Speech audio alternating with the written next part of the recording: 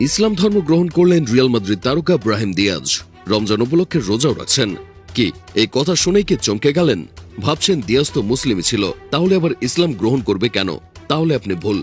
আসেন পুরো ঘটনা শুনি। ফুটবল বিশ্বের অন্যতম উদীয়মান তারকা ও রিয়াল মাদ্রিদের ফরওয়ার্ড ব্রাহিম দিয়াজ বর্তমানে আন্তর্জাতিক ফুটবল মহলে আলোচনার কেন্দ্রে। তবে এবার তার ড্রিবলিং বা গোলের জন্য নয়, বরং তার ব্যক্তিগত জীবনে এক বড় পরিবর্তনের খবরে মুখরিত মাদ্রিদ থেকে মরক্কো। নির্ভরযোগ্য সূত্র এবং মাদ্রিদের ইসলামিক সাংস্কৃতিক কেন্দ্রের ইমামের ভাষ্যমতে ব্রাহিম দিয়াজ ইসলাম ধর্ম গ্রহণ করেছেন। সম্প্রতি তার ইসলাম গ্রহণের খবর সামনে আসার পর বিষয়টি অনেকের আগ্রহের কেন্দ্রবিন্দুতে এসেছে। তবে এখানে সবচেয়ে গুরুত্বপূর্ণ বিষয় হল এটি তার সম্পূর্ণ ব্যক্তিগত ও আত্মিক সিদ্ধান্ত। বিশ্বাসের জায়গাটা কখনোই প্রদর্শনের জন্য নয়, এটা হৃদয়ের গভীর থেকে আসা উপলব্ধি।